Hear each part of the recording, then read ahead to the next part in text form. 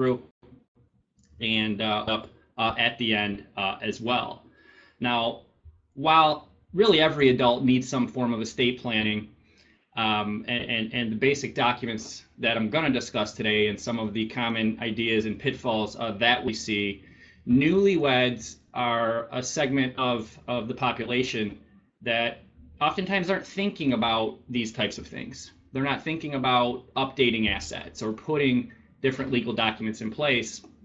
And as a result of that, I unfortunately see the nightmares left and right. I've seen them in my professional life, of course, each and every day, but additionally in my personal life. So today's topic, once again, estate planning for newlyweds, taking you through the basics, pointing out the documents that are essential, both lifetime documents, after death documents, and just some ancillary points that, once again, not necessarily everyone is thinking about. Additionally, for those who are watching live and for those who watch on recorded version after the fact, let us know what other topics you do want to hear. As I had mentioned, this is the first segment in a series of different webinars that we are going to do to help educate the community around these estate planning topics and make sure things are covered ultimately for everyone. I'm going to start by talking about the basics of lifetime estate planning and documents that I believe everyone over age 18 needs, and once again, especially those newlyweds out there.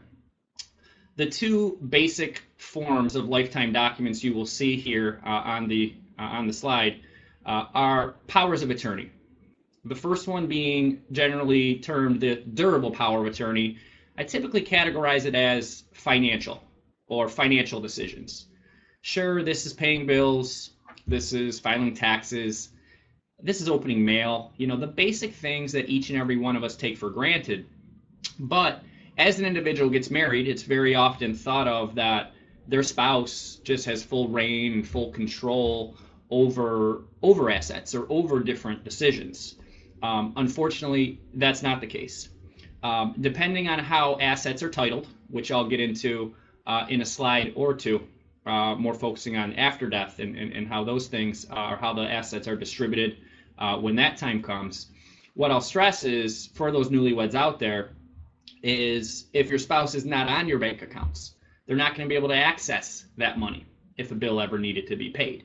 Now, that doesn't mean that every account or every asset that you have needs to be jointly titled or jointly owned, which once again I'll get into in greater depth as we go through here today. But with this basic general durable power of attorney, assuming it's your spouse in that role, because believe it or not, I have clients, newlyweds of course, who don't necessarily appoint their spouse in these roles. Most do. And just categorically speaking here, as you see from the slide, I put your spouse in there. So with that document, your spouse would be able to sign a check, pay a bill, sign a tax return, open your mail. Once again, those things that from a day-to-day standpoint, most of us take for granted, but don't necessarily realize that a spouse couldn't do those things. In that financial power of attorney, I always recommend to my clients to additionally have backups as well. You'll see from the slide I reference a trusted loved one. Very often it is a family member. However, oftentimes I will also see friends, neighbors, colleagues, you name it. This is the individual, once again, who you trust, ladies, with your purses, gentlemen, with your wallets, to ultimately make those basic day-to-day decisions. Of course, the second document, and once again you'll see it on my slide here, is the healthcare power of attorney. Much more emotional decisions, and I'll go back and say, as I've said before, most individuals think their spouse is just going to automatically be entitled to these decisions and handling these affairs. And oftentimes that is the case if a hospital is willing to take on that liability and allow that person to make a decision.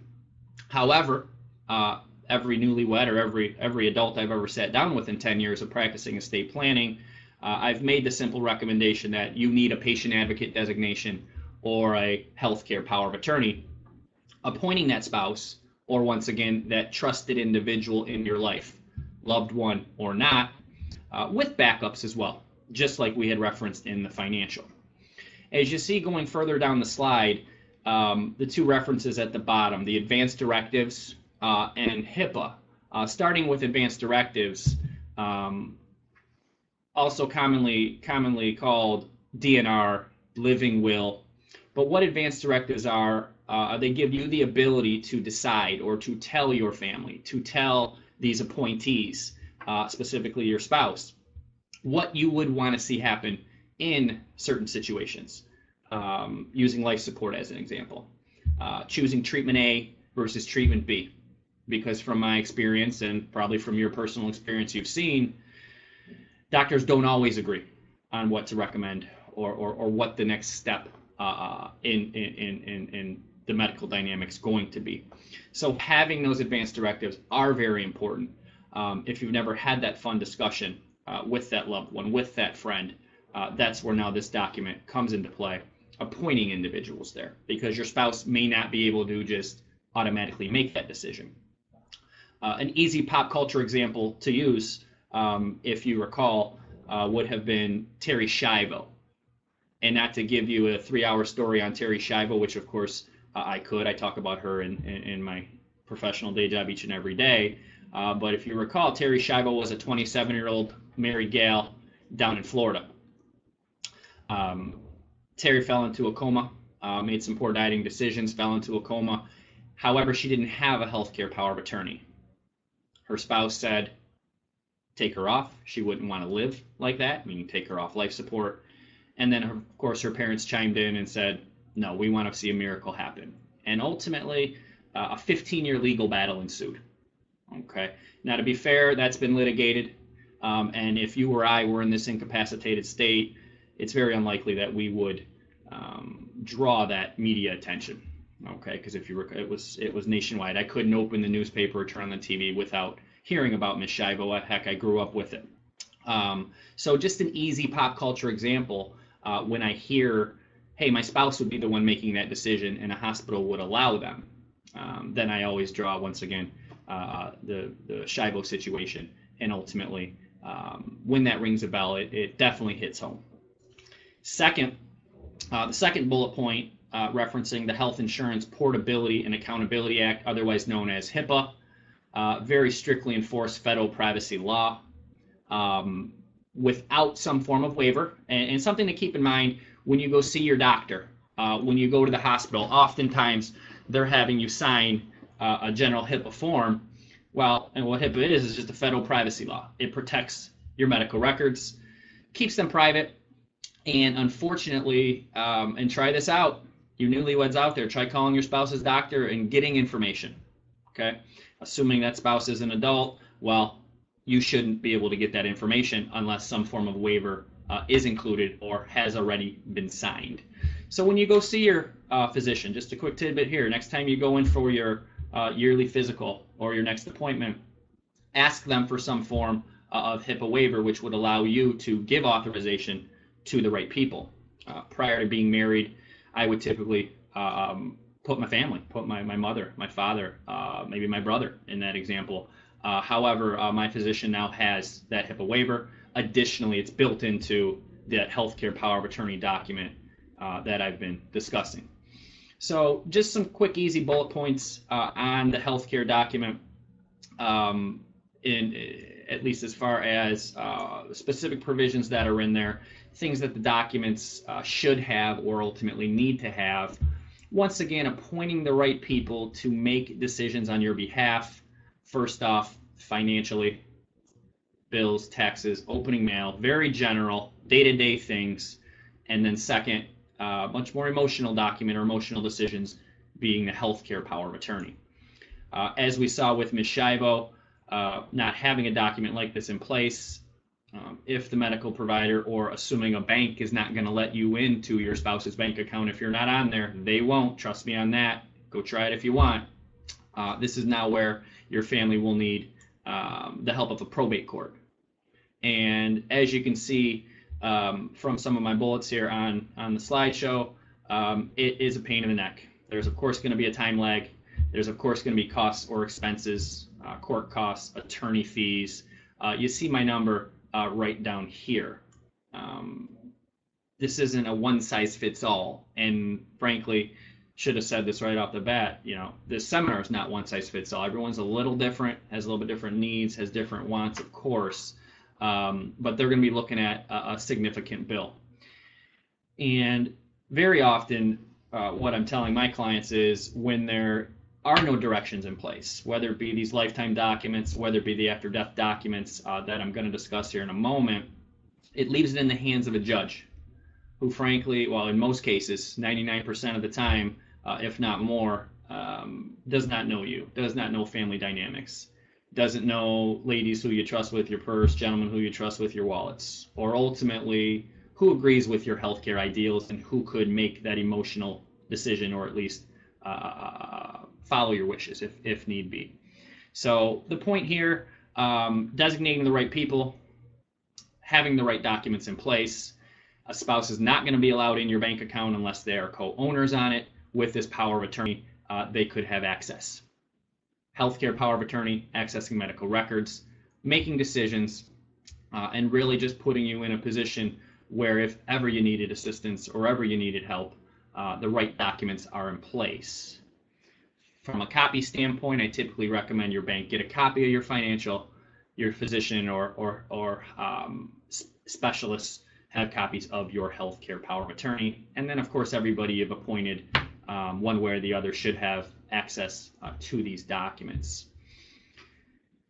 Lifetime power of attorney, both financial and healthcare. If there are no questions or comments from the group here, I'll keep moving. My goal seminar is to try to keep it to about 30 minutes. I tend to be long-winded. It could go longer, but also, once again, to open it up for questions and not to monopolize each and every one of your afternoons. But segueing to after death, and some of the points that I'm going to discuss here, I've briefly addressed or covered and told you I would come back to. But anything that is solely owned in your name, and using, once again, my slide here, investments, bank accounts, life insurance policies, IRAs, 401ks, money markets, annuities, CDs. I could go on all day if we all had all day. With that said, any of those type of investments, or I'll say monetary assets that you have, they all come with some form of beneficiary designation. Okay. Your banks will often call beneficiary designations, or they'll call them transfer on death or payable on death beneficiaries. And most of these investments, I'll single out once again the bank accounts, most of the other investments will allow you to have both a primary beneficiary, so who does it go to first, and then also a secondary beneficiary. So using myself, my family as an example, having my wife as the primary beneficiary. If I were to pass away yesterday, that asset goes directly to my wife upon her proving a death certificate and upon that entity having documentation showing that she is that beneficiary. However, like most married couples, my wife and I do a lot of things together, almost everything together. What if we both passed away yesterday? This is now where that secondary beneficiary comes into play. So whether I have my parents, whether I have my trust, whether I have one of the webinar attendees here, always listing a secondary level rather than allowing that asset to not have a beneficiary, which is then going to lead to probate court, okay, which I'll talk at length about once again in a subsequent slide here.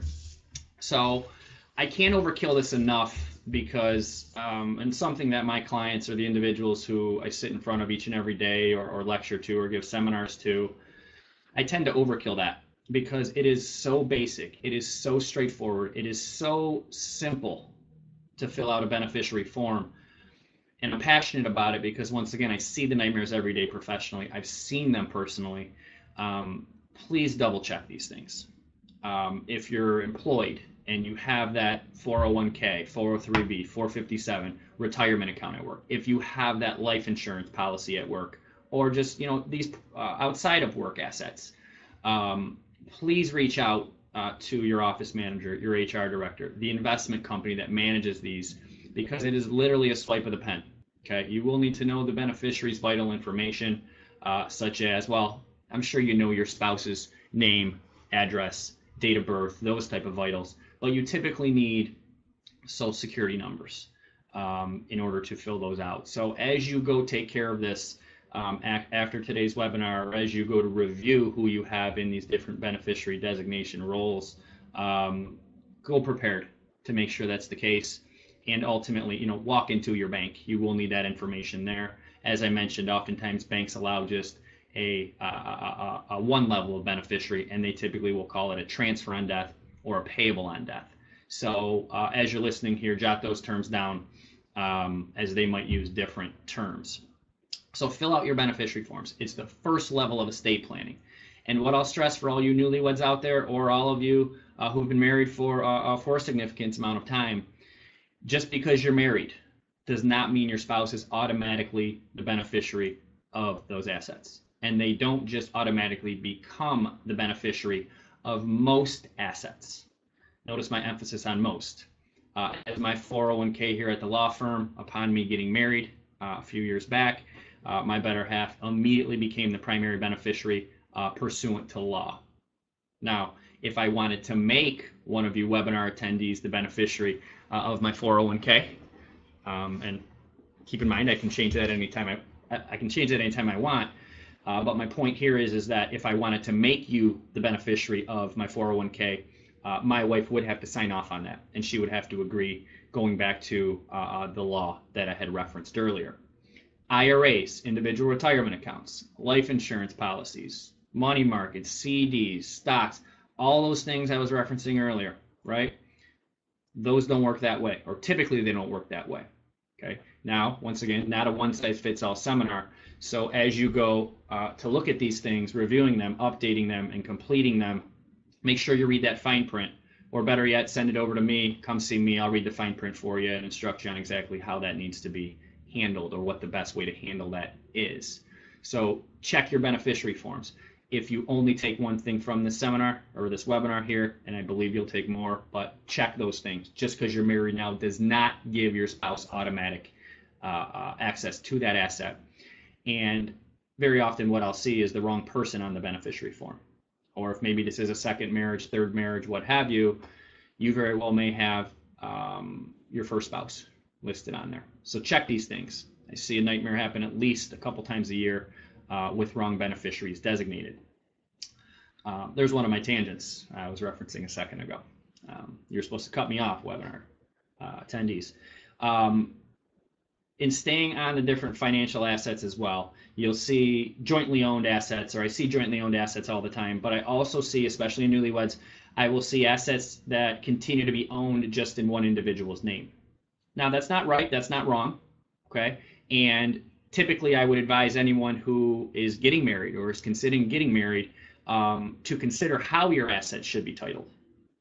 Anything that is jointly owned, if one spouse were to pass away, the other spouse would just continue to own that asset. It's typically called the right of survivorship, or maybe a fancier legal term, tenancy by the entireties. That just means husband and wife type ownership. Anything that's jointly owned, with a nice hand motion here, assuming you all can see that, the surviving account owner would continue to own the assets. Now, what I'm not saying for each and every one of you on this webinar, you don't have to add your spouse to these accounts. Heck, between you and I guess between everyone on the seminar who's going to see this, my wife and I have both jointly owned assets and solely owned assets. However, kind of blending a couple points here that I'm trying to make, for the accounts that my wife and I have kept separate, or at least let's just say our separate bank account, we have made sure that the transfer on death or the beneficiary designation has been made as well. So if I were to pass away, let's just say on my solely owned bank account, I do have my better half listed as that beneficiary, so it would go directly to her upon her producing a death certificate and filling out typically that simple form with that entity or at that bank. So jointly owned assets, of course, I'll recommend that you have that discussion. How should things be titled? And if there are jointly owned assets, once again, kind of blending ideas here, if you have jointly owned assets like a bank account, like a money market account, having a discussion around who should be the beneficiary or transfer on death on those as well. Because if they're jointly owned, the bank will want both signatures or agreement from both of you before they allow that beneficiary or transfer on death to be approved and allowed. So have those discussions. Discuss who should get it. You can typically do different percentages. Once again, primary and secondary on the other type of investments outside of a bank account. Continuing on in talking about assets, because I can go on all day about beneficiary designations and jointly owned accounts, let's also talk about real property. Now, real property, same way as we talked about with bank accounts, your spouse doesn't automatically just become the owner of your real estate or real property upon you tying the knot or saying, I do. There was an old English common law that the state of Michigan recently abolished called dower, which effectively allowed female spouses, or the wife in this example, to automatically own a portion of the male spouse's real property, even if they weren't on the deed. Now, that's been abolished. So one of the things I did when I got married is I signed a deed adding my better half to ownership of the home. Well, first off, it's her home too. She lives there. She pays the bills with me. She does, well, between you and I, she does most of the things around the house, right or wrong. So if something were to happen to me and she wasn't the owner on that property, well, no one would kick her out. She could still pay the bills, cut the grass, really do everything around home ownership that home ownership entails or requires, but she wouldn't have owned it. And in order to sell it, in order to refinance it, in order to do anything around the title, this is where now she would need a probate court judge to get involved once again. And she would receive it, okay, because she is my spouse and she is my next of kin, heir at law, call it what you want. An heir at law being just a fancy term for your family members. But she would be looking at probably 6 months in probate court. She'd probably be looking at a $5,000 attorney bill that, frankly, with a swipe of my pen, we eliminated. So now, as owning as husband and wife, back to my hand motions here, if I were to pass away, she just continues to own the real estate, and now at that point, she could sell, she could refi, she could still throw wild parties or do whatever she wanted to do there. And what I'll also stress, if you haven't gotten this already and you see it from my slide, deeds do not come, or real property does not come with beneficiary forms.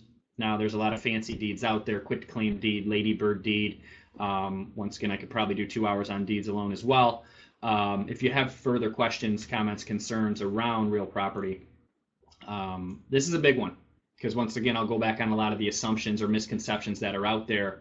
Usually individuals just think, oh, well, my spouse owns the house with me. Not the case. Sign that deed, add them, and make sure that gets recorded. Assets. Check your beneficiaries. Make sure things are owned properly. Have those discussions. Sometimes they're easy, sometimes not so much. But such a key point around estate planning for everyone, but especially for those newlyweds out there that are just starting to merge accounts or maybe starting to plan or do finances together.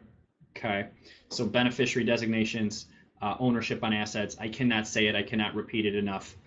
Please check on these things, make sure they are up to speed.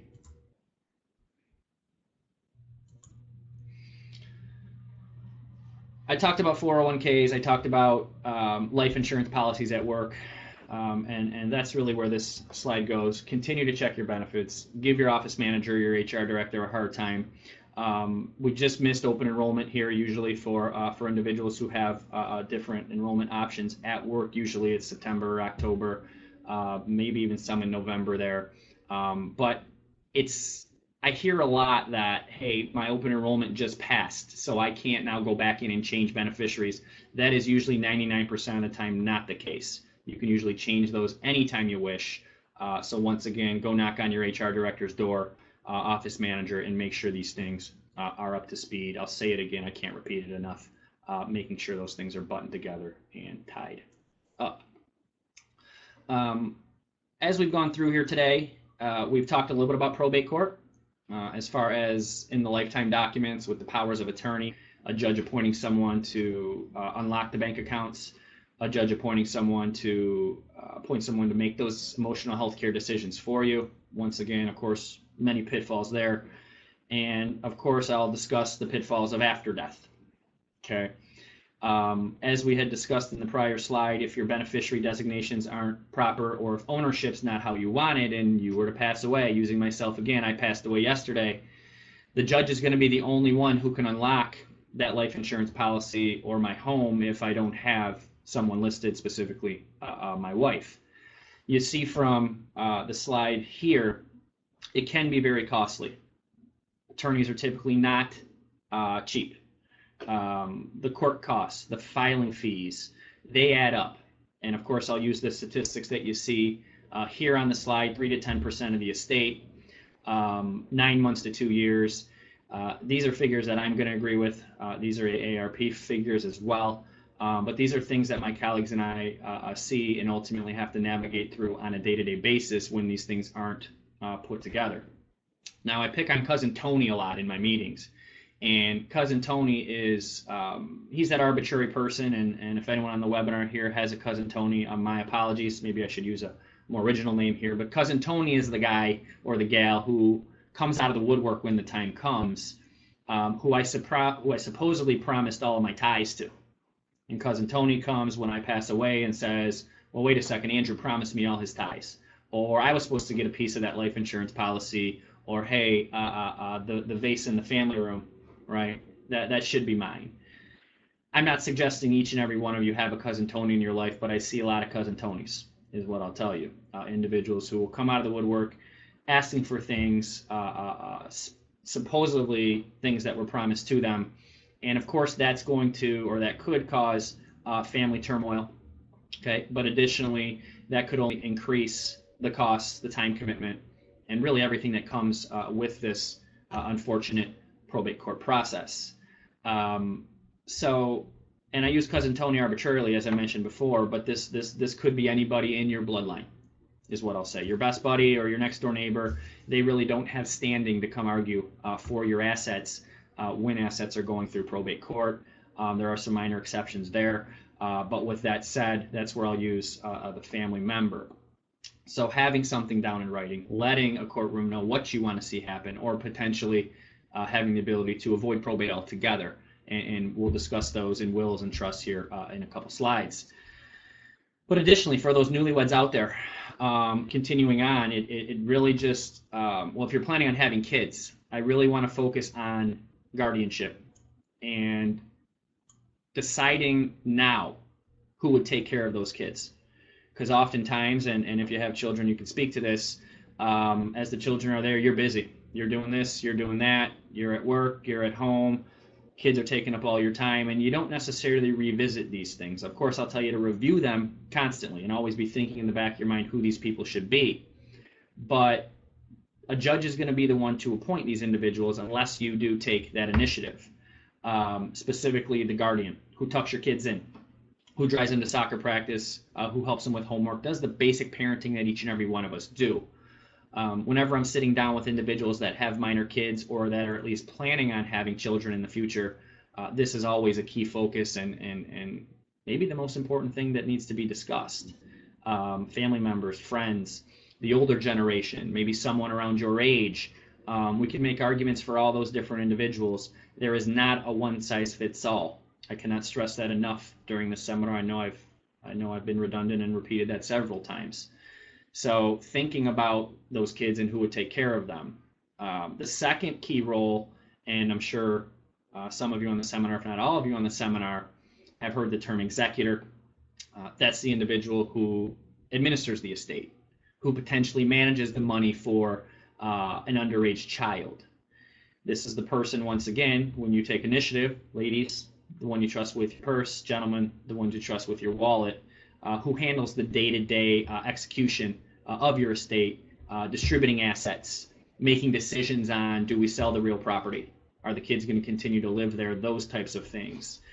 And in practice, my clients typically will do it one of two ways. Some of them will appoint the same person in every role for the mere reason of using lunch money. The one who's managing the lunch money, the executor, is also the one who's handling the lunch money on a day-to-day basis, the guardian. It just creates I'll say for this example, an easier transition of that $5 a day for lunch, okay? The other half of my client base will approach it a different way, and they'll have Cousin Tony, not that same, well, let's say Uncle Bob here as the guardian, and then Uncle Felix here as the executor, to create a checks and a balances there.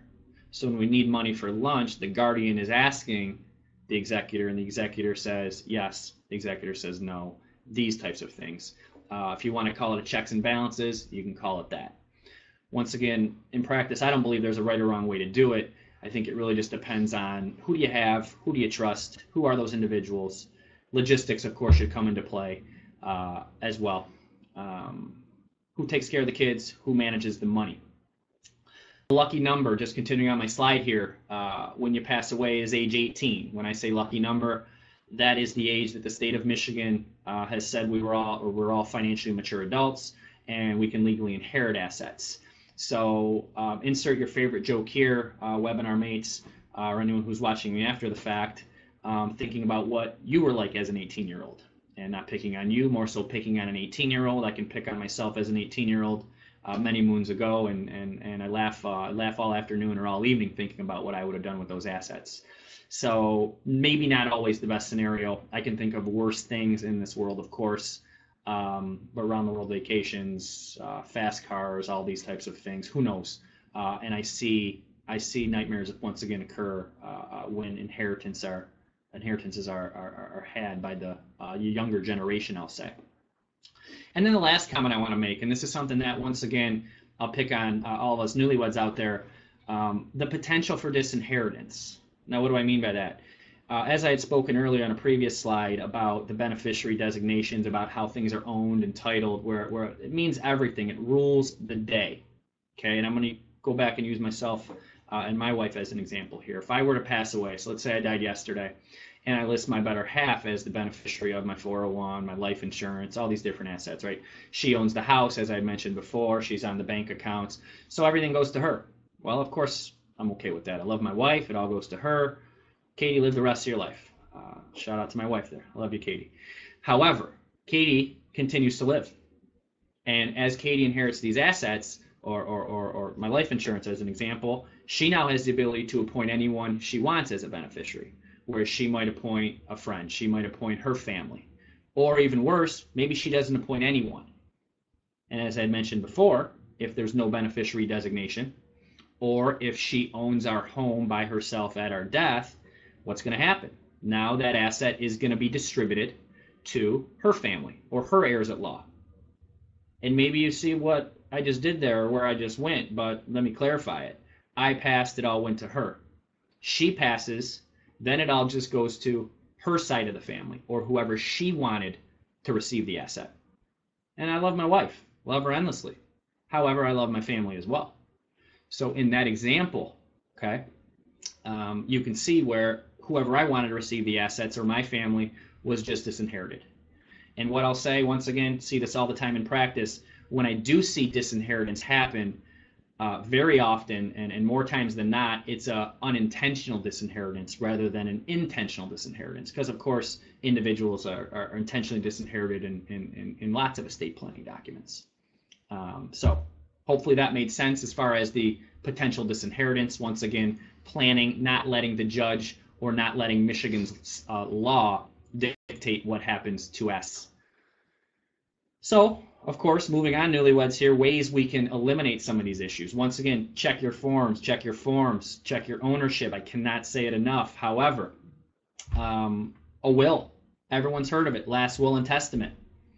I stress wills in almost every single meeting that I go into. Estate planning is not one size fits all, but what a will allows you to do is really get your wishes on the table. It's, of course, going to speed up a probate court process, and it's really going to eliminate the hand quote guessing game around what happens when the time comes. Deciding who the different individuals are that you trust. As I mentioned before, a judge will appoint your guardian, a judge will appoint your executor. With a will, you direct that judge what to do. No longer a guessing game, no longer a family member free-for-all. And more times than not, a judge is going to appoint that exact individual that you have appointed, unless there is a very compelling argument. So deciding who tucks in the kids, deciding who manages the money, okay? And also, you'll see third on the left side of the slide here is dictating where your assets go. Now, I hear individuals misconstrue all the time. They say, I want a will to dictate where all of my assets go, and that could be the case. But remember how I talked about beneficiaries and ownership of assets. So I'm going to use myself again. My will says give half of my assets to my spouse and half of my assets to my parents, let's just say. I died yesterday. My life insurance still has my wife as the 100% beneficiary. So if I die, that policy is going directly to her. The will is not governing that life insurance policy. And I would use the same example for the retirement, the money market, the bank account. Remember the house, right? My wife owns the home with me here. I pass away, once again with my hand motions here. She just continues to own the house. The will that says half to her, half to my parents does not govern because she owns it with me. She continues to own that asset. So I use those illustrations or ideas to say that a will does govern assets, but doesn't necessarily govern all the assets. And typically when I'm building a plan with clients and instructing them on well, if they're instructing me on what they want to see happen, we need to align the beneficiary designations with what the after death document says. If both my wife and I died yesterday, her will would govern the home, my will would govern the home, and ultimately then assets would be distributed according to what those wills said. So let's just say 50-50 to each side of the family. But a will would also govern, just one last point, any assets that did not have beneficiaries designated on them. So back to the example from a couple slides ago, if my life insurance had a zeroed out beneficiary or no beneficiary, now the will would govern that type of asset as well. Not to be missed would also be tangible things. I'll pick on my tie collection again. Golf clubs, jewelry, you name it. Also identifying in a will where those things go, because those cannot get overlooked. I see family members break up or become estranged more often over tangibles than over cash. Okay, believe me on that. So those are the positives, and I can't speak enough about what wills do. They allow you to get your wishes on the table, appointing the right people, dictating who's in charge, deciding where assets go. If you're considering having children, you need to appoint a guardian in this last will and testament. And why not build it now, just in case, as I mentioned, as those kids come, or if you already have them, well, you already know how busy you are and how time gets the best of you. These things are always updatable. Now, of course, I'll talk about some potential pitfalls with wills. I had already referenced that the will might not govern all of the different assets or all the different accounts, going back and picking on the life insurance, the retirement account, or anything that's jointly owned. But of course, wills do go to probate if they're used and if they actually hand quote work, as an example here. So what comes with probate court, once again, are going to be costs. There's going to be a time commitment. I'll go back and pick on cousin Tony, who does come out of the woodwork every so often and challenges a will that I draft. So just in following through with the bullets on my slide here, there'll still be some time, there'll still be a cost commitment in the public process, but once again, at least your wishes are on the table. Typically in my will documents, beneficiaries, children, siblings, parents, whoever they are, if they're living individuals, that Michigan lucky number still governs. Okay, and age 18 will still dictate when the beneficiary receives the assets. If those beneficiaries aren't age 18, the court will typically manage it for them until they turn 18, and that carries all of its own potential issues, costs, time constraints, these types of things. A will, no question about it, for all you newlyweds out there, a very significant document to accomplish or to help accomplish certain goals, such as money management, guardianship, asset distribution. Once again, a last will and testament doesn't necessarily solve all the potential issues or perspective issues down the line, and cousin Tony can still come in and argue, but by far better than having nothing. Align your forms with your will. Okay, can't say it enough. Another way to plan, and I'm sure some of you once again on the webinar have heard of this type of document, very similar to a will, does a lot of the same things, a few more bells and whistles, of course, is a revocable living trust. A revocable living trust, the key piece to it, or the key benefit is what I'll say, and you see it on this slide here, at least the key benefit in my mind, being an estate planner and probate administrator, is a trust has the ability to avoid probate court. Now, what I don't want each and every one of you to take away is that this is the only way to avoid probate court. Because as I talked about beneficiary designations, if you don't own real property, those can handle a lot of the things. You could draft a handwritten notice to who gets your ties and who gets your jewelry and those types of things. But that trust has the ability to avoid probate altogether. And I'll go to this illustration here on the seminar. The key with trust work is to make sure, once again, revisiting some of the things we've talked about, making sure that when an individual passes away, they don't own anything solely in their name. So going back to my wife and I, we both died yesterday. If we own our home solely in our names, as I had mentioned before, a judge is the only one who can pass it out. If we had a will, the will would tell the judge who to pass it out to. So as you'll see in this slide here, here's the real estate. What we traditionally would do, or typically will do, is we have the client sign a deed transferring ownership of their real property. Okay, well, who do they transfer it to? They transfer it to this separate legal entity, once again, your revocable living trust. What we also do, or typically do, traditionally do, once again, if the client is on board with it, is typically in a married couple, once again, not a one-size-fits-all, just very general here to get the ideas on the table, but typically my married couples will make their spouse, they'll continue to leave their spouse as the primary beneficiary of all their assets. So once again, if I pass away, it goes to my better half. However, if we both passed away yesterday, remember we talked about contingent beneficiaries. So what we've done is we've listed our revocable trust as the contingent beneficiary of all of our assets. Our home is owned by a revocable trust, with the idea being when we pass away in 100 years, it's not a minor on the beneficiary form, it's not a zeroed out beneficiary form, and there's this living, breathing entity that continues to own all the assets. Now, you say, well, you changed ownership of your home. You still got to pay the bills, cut the grass, of course. All the same things apply, okay? And the reason is, in this example, my spouse and I, or newlyweds out there, you and your spouse, would be the trustees. My typical parallel here is the CEO of a company. If my spouse and I want to sell our home tomorrow, we can do that. If my spouse and I want to spend money in our bank accounts, of course. If we want to save into retirement plans, knock ourselves out. Nothing changes whatsoever. Her and I are still in charge. You two spouses are still in charge. Nothing changes. One of us dies, not a whole lot changes. Survivor continues to be in charge, be the CEO of that company, managing the money, selling the house, doing whatever needs to be done based on the individual situation. Then spouse dies, or survivor dies in this example.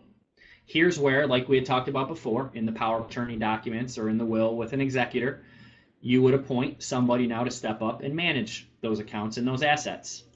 Now on my slide here it says a trusted loved one, because more times than not our clients are appointing a family member, but also consider a friend, colleague, neighbor. Once again, ladies, your purse, gentlemen, your wallet. Who do you trust? Who would handle things?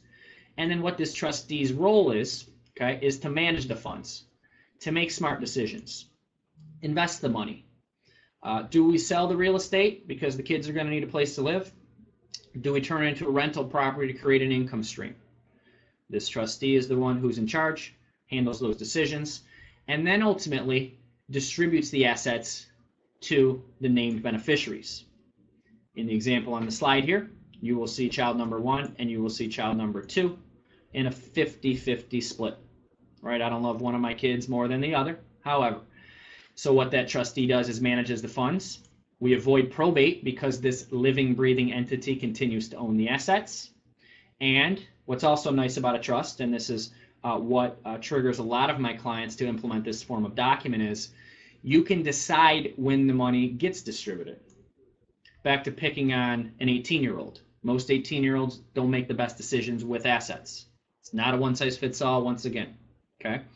But this example that is on my slide here says the kids get the money half on their 25th birthday and then the balance on their 30th.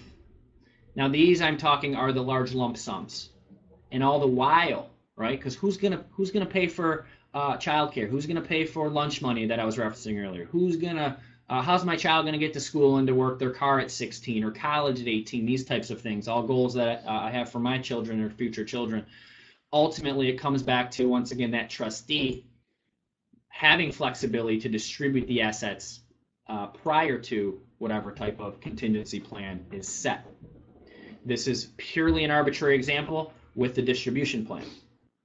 Some of my clients will get very creative, will get very specific, carve it up in different increments, set contingencies like on graduations or the like. Usually I'll tell my clients, get as creative as you wish and let me poke holes in it if I see an issue with it or a prospective public policy issue. In talking about backups in the roles, right? If number one's not there, then we trickle down to number two. I also like to, and I would advise each and every one of you to think about, right? Not the funnest part of the discussion, but thinking about plan B from a distribution standpoint as well.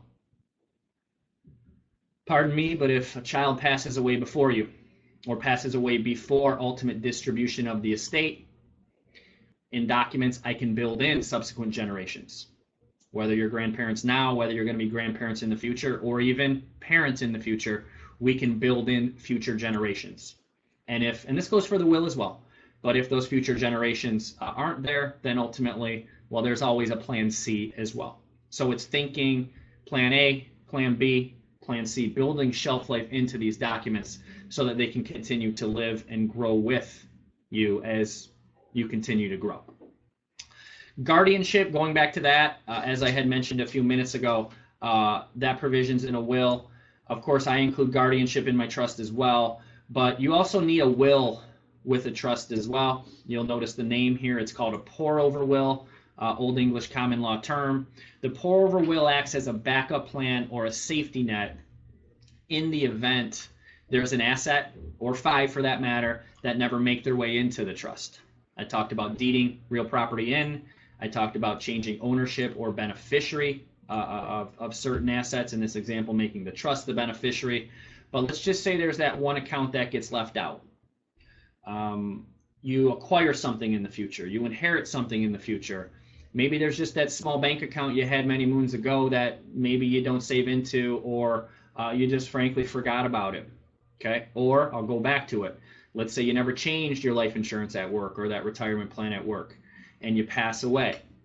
The will, the main, or where the name comes from, and the main point that a will drives home here is the will tells the probate court to pour it over or transfer it into the trust. So it's sort of a safety net, backup plan, call it what you want, just in case type document. My goal with my trust clients is to never use that will. First off, all the assets have been appropriately thought of and appropriately either designated or ownership changed.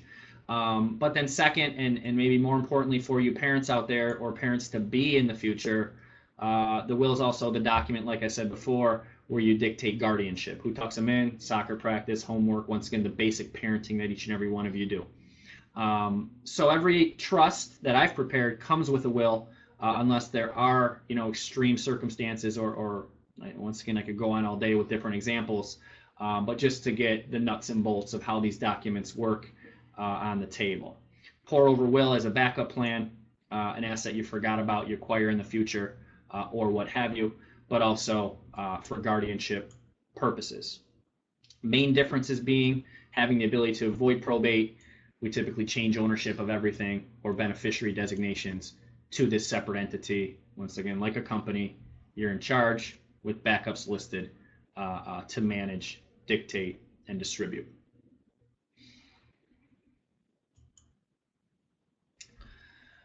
What I'll also stress, and I work with individuals in first marriages, second marriages, heck, 10th marriages. I've seen it all in 10 years of practice. You always have to be thinking about divorce decrees that may be out there. Prenuptial agreements, of course, that you may have signed, or even postnuptial agreements that you may have signed. But also where it's very critical is if there are any children from previous relationships. Blended families, the Brady Bunch. I'll go back to some of the nightmares that I see on a day-to-day basis where someone has a previous spouse as a beneficiary. on the form, or more pointedly in this example, they have kids from a previous relationship, and as they establish a new relationship, married or not, they then make their spouse the primary beneficiary. They then make the spouse the co-owner of all the assets they have, the assets they acquire. And an issue there is unless that new spouse or that new person in your life has legally adopted those children from a previous relationship, they have no legal, well, they can always make your children from a previous relationship beneficiaries or co-owners in these examples, as we've discussed here. But if they were to pass away, there's no legal right for that child from a previous relationship to obtain any of those different assets. So while I've said several times here during this webinar that the discussion here alone is not one size fits all, estate planning the same, these are things that need to be considered. And regardless if you have children from a previous, you're planning on having children in the future, you have to consider these types of things. And of course, there are ways to plan around that.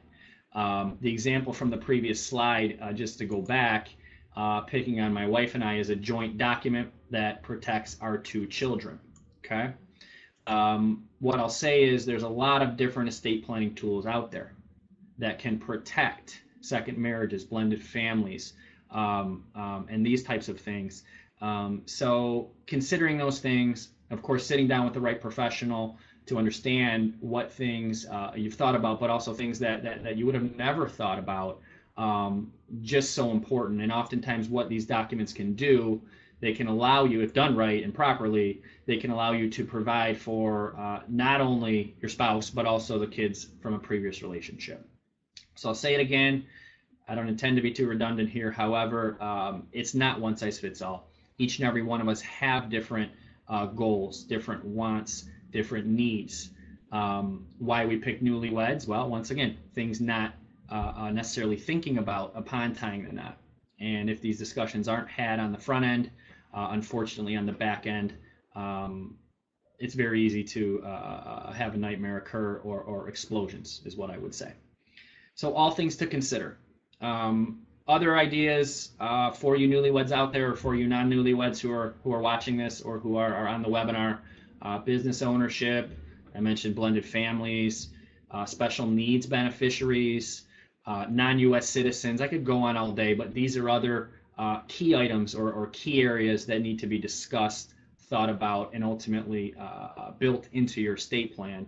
So once again, those goals, needs, wants can be accomplished. So also considering those things. I mean, unless any of my webinar mates here want to put some different questions or chat items on there, I'll stick around for questions, comments, concerns. But I also just wanted to recap as well, just the basic documents, which I will tell you should be considered, not necessarily a need for each and every one of you out there. Some are. I'll look right into this webinar camera and say powers of attorney are an absolute need for each and every one of you. Wills and trust, depending on, once again, what the goals are. But in discussing these documents, I can usually make an argument for anyone out there that has any goals as to why these are at least applicable. Not a one-size-fits-all estate planning wise, but just to once again recap: financial, healthcare power of attorney for lifetime decisions, will and/or trust for after-death decisions. I want to thank everybody who's on the webinar here today. As I mentioned, if you have questions, if you have comments, concerns, get involved here on the live chat. Otherwise, reach out to us. My law firm, we have offices all over the state of Michigan. We have a great website. And ultimately, as I'd mentioned right at the beginning of today's webinar, this is just the first in a series of webinars that myself, that my colleagues will be conducting. And if you have different ideas or thoughts on things you want to hear, whether it be a very general one like today, whether it be more specific, let us know, and we'll get each and every one of you taken care of. As you'll see on the live chat, you'll see my contact information going up there. And I look forward to sitting down with each and every one of you or discussing the basics and particulars of your own individual estate plan. So I want to thank you once again for joining and attending here. And we'll go from there.